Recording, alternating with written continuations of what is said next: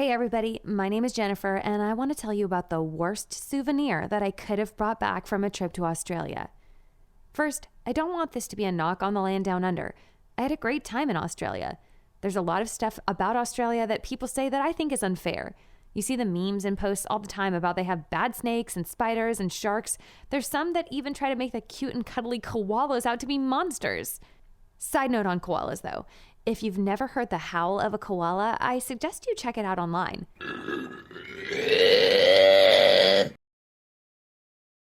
It's not what you would expect, and it's a bit monstrous, but they're still super sweet and so soft when you touch them. Anyways, my aunt recently moved to Australia and kept telling my parents all about it.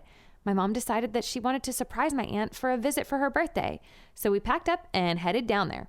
It was such a long flight. It took 14 hours to get there. I tried to sleep, but this super tall man behind me couldn't get comfortable in his seat, so he kept kicking mine. I was getting kind of annoyed, but at least we were all suffering together. The trip in itself was amazing.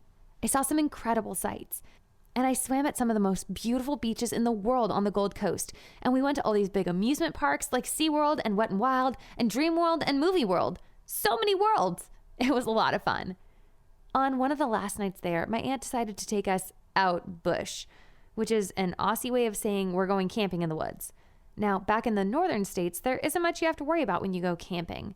Well, I guess there's still like bears and wolves and such, but at least you can see them coming. In Australia, there are biting ants and snakes and bats and something called drop bears, but I think that one was made up to scare tourists. Okay, so we went camping and it was a lot of fun. This local guy told us some great Australian stories, or as he called them, yarns. Before we knew it, it was time to head to bed. We got in our tents and got into sleeping bags and tried to get some sleep. I didn't sleep that well. I was getting bitten by all different types of bugs. Or if I wasn't, my mind was telling me that I was. It was crazy. I finally fell asleep around 3 a.m. After camping, we spent one more day with my aunt before we had to fly back home. If you thought my flight down there was bad, the one back was so much worse. I started to get this really bad headache as soon as we got to the airport. I took some aspirin, but it didn't really help. My mom said I was just overtired and that I should try to sleep on the plane.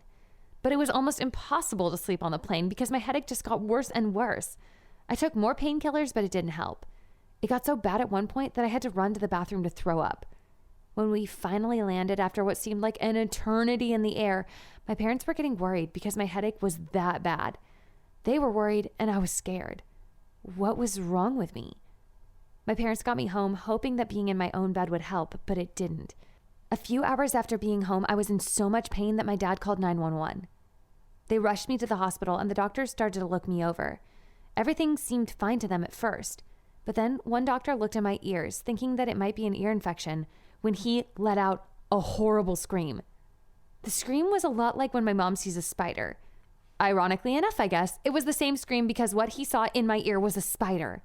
It seems that the little guy must have crawled into my ear when we were camping and set up shop in there. The doctors tried to pull him out with tweezers, but the pain was so bad and he was too far in. After a lot of mumbling talking between them, they decided that the best course of action was to fill my ears with fluid and force him to come out.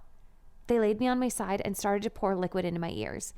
Eventually, after a lot of close calls, the doctor that screamed like my mother the first time he saw it was able to remove it.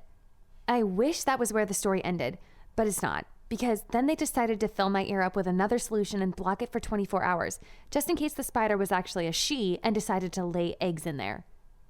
Ugh! What was the worst thing that ever happened to you when you were on vacation? What would you do if you had a spider living in your head?